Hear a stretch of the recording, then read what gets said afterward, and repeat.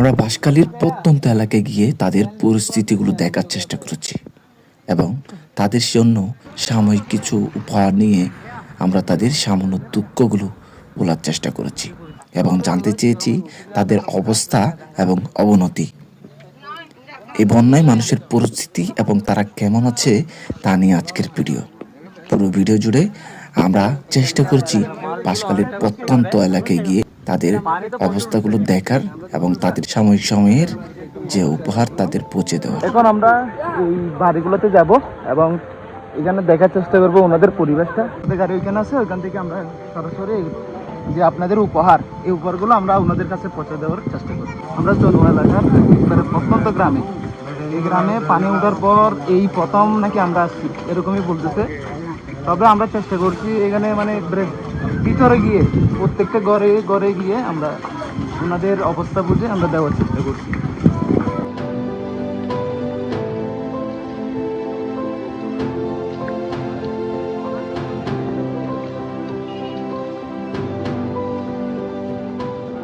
মোটামুটি পানি নামে কিন্তু তার গড়টার যে অবস্থা এখান থেকে ঘোরা কিন্তু ম্যাক্সিমাম মাইরেজ করতো নিচে নিচে নামে যাবে। মোটামুটি বাইরে খাবার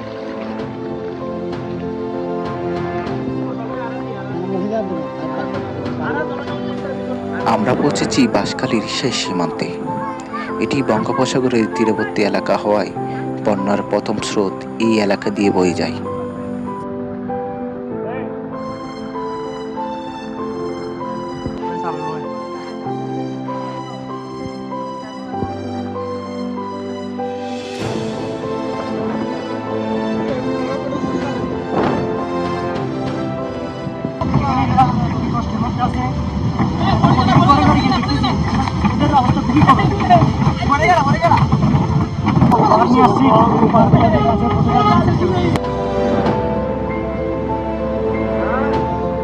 ওরা সবাই আশেপাশে দিয়ে চলে যাচ্ছে, ওই কারণে আমরা এই এলাকার মানুষের সাহায্যে মানে ওনাকে নিয়ে একটু ভিতরে ফিরে যাচ্ছি।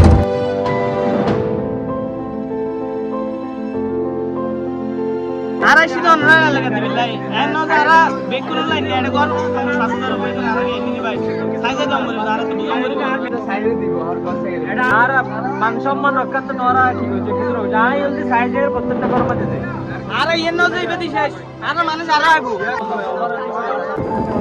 এটি বাঁশখালীর উপকূলীয় এলাকা। এর সামনের প্রান্তে বঙ্গোপসাগরের নদীর স্রোত।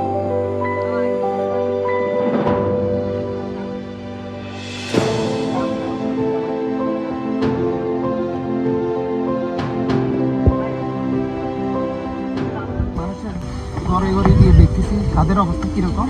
আমরা এই হিসাবে কিন্তু আমাদের এখানের মানুষদের কিন্তু আমরা দেওয়ার চেষ্টা করতেছি, কারণ এখানে অনেক পরিবার আছে এখনো পর্যন্ত আমরা ঘরে দেখতেছি পানি, চেষ্টা করতেছি কত দরিদ্র এবং আমাদের এখানে মানুষ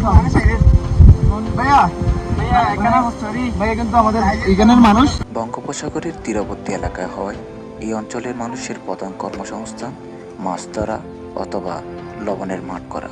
তবে সাম্প্রতিক বন্যা পরিস্থিতির কারণে তারা এখন ঘরবন্দি।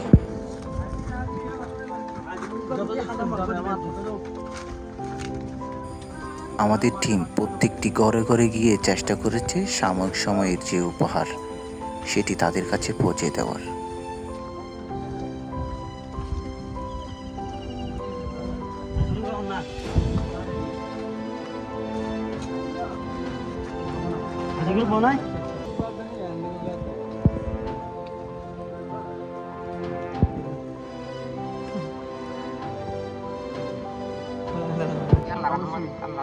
আল্লাহ কি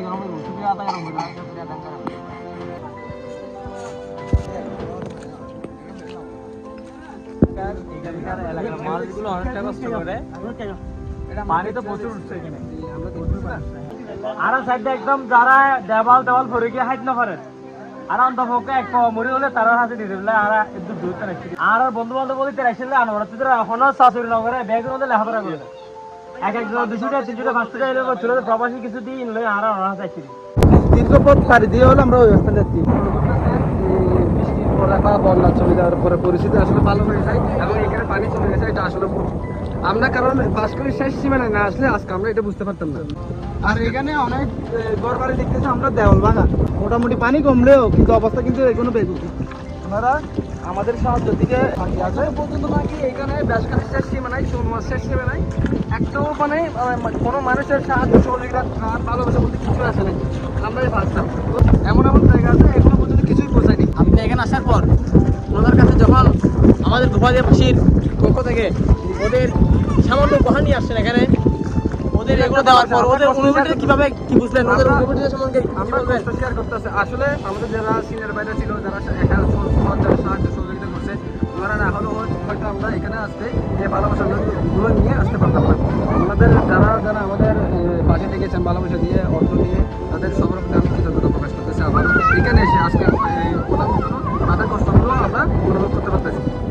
এখানে দেখতে পাচ্ছেন এগুলো হচ্ছে যে একবারে বিলের মধ্যে আপনার ঘরবাড়ি, এখানে জোয়ারে পানি ঢুকে আপনার পাড়ায় পানি চলে যায় এমন অবস্থা। এখানে পানি আসে আর যায়।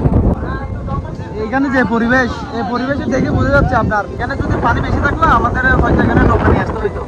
এখানে পানি নেই, শুকা গিয়ে আর কি শুকা গেছে, তারপরে পানি কমছে কিন্তু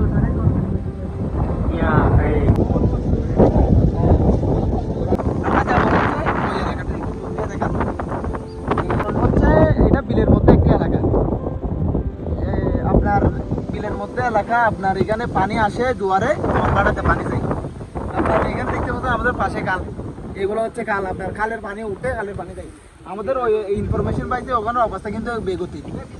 আমরা চেষ্টা করতেছি মোটামুটি যে এই পরিবেশে মানুষ কষ্ট আছে, মানে ওই কষ্টটা দূর করার জন্য যতটুকু পারি আর কি আমাদের পক্ষ থেকে আমরা ওই আপনাদের উপহারটা এখানে পৌঁছে দেবো। আসলে আমরা এখানে এসে খুবই আনন্দিত, সাথে সাথে মনমোহিত। আনন্দিত বলার কারণ হচ্ছে এই ক্ষতিগ্রস্ত এলাকায় কেউ আসেনি, আমরা সর্বপ্রথম এসে ওনাদের পাশে দাঁড়াতে পারে আমরা আনন্দিত। মনমোহিত কারণ এখানে পানি কমলেও পানি থাকার মতো কষ্ট হয়ে গেছে এখন ওনারা।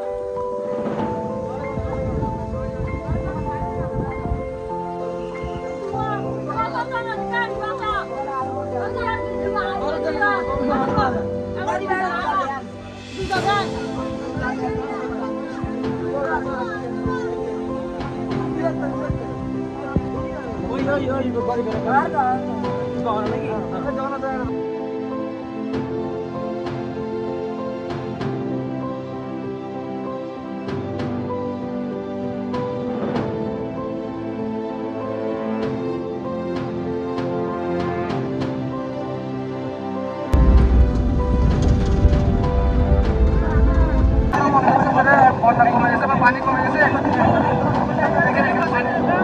এখন আমরা ওইখানে যাবো ইনশাল্লাহ। এখানে কারেন্ট নাই, এখানে আমরা আছে কিন্তু কারেন্ট নাই। ওইখানে আমরা মোমবাতির সাথে করে এতক্ষণ আমরা মোমবাতি লাগে নাই। পরিস্থিতি খারাপ হইলেও ওদের এখানে কারেন্ট ছিল, কিন্তু কারেন্ট নাই।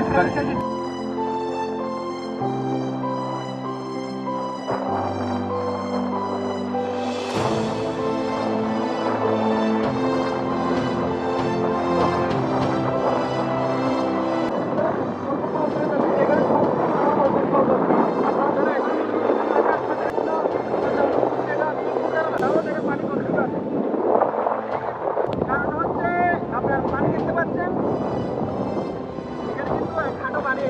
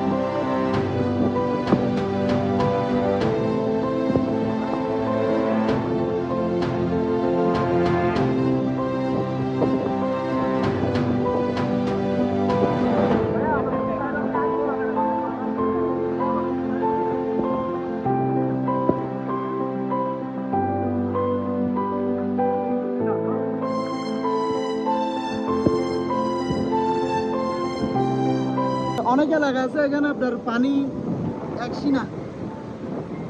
এটা আপনার সামনে কিন্তু আপনার বসত বাড়ি, আপনার ঘর হচ্ছে একদম হচ্ছে যে মানে ওদের রোডটা মোটামুটি ওদের রোডটাও নাই যে বাসায় আসবে। এটা হচ্ছে খাল, একটা খাল, খালের মধ্যে দিয়ে যাইতে হচ্ছে, কারণ এই এলাকাগুলোতে খুব একটা মানুষ পৌঁছায়নি। এখানে তারা বলতেছে এখানে তেমন একটা আপনার উপহার নিয়ে আপনার আসেনি।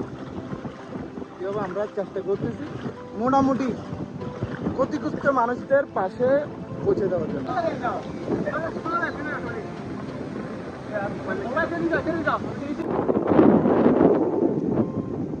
পলিথিন দেওয়া যাবে, একটা পলিথিন দেওয়া যাবে, পলিথিন।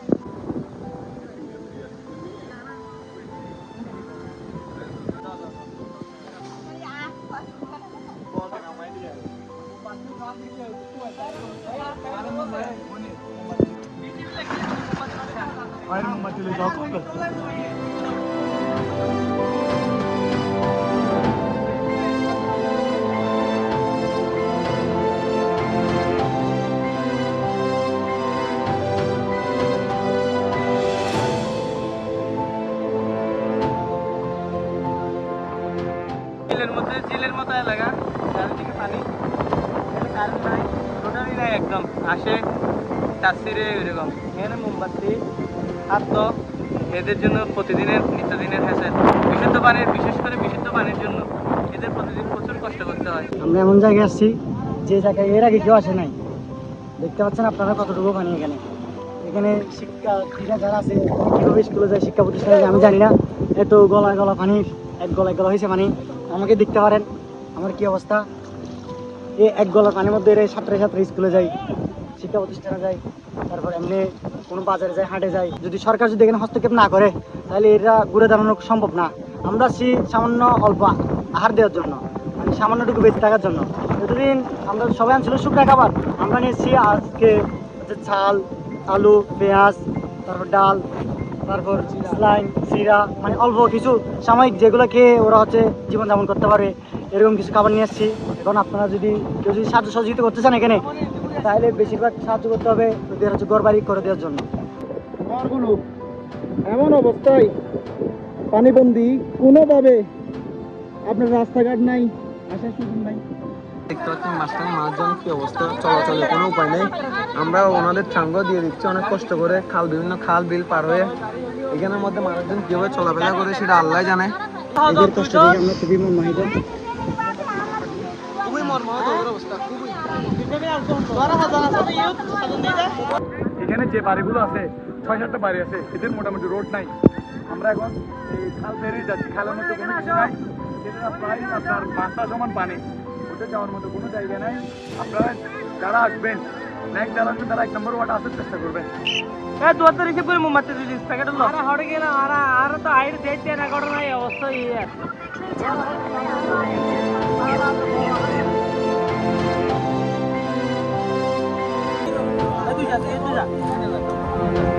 জানা জানা জানা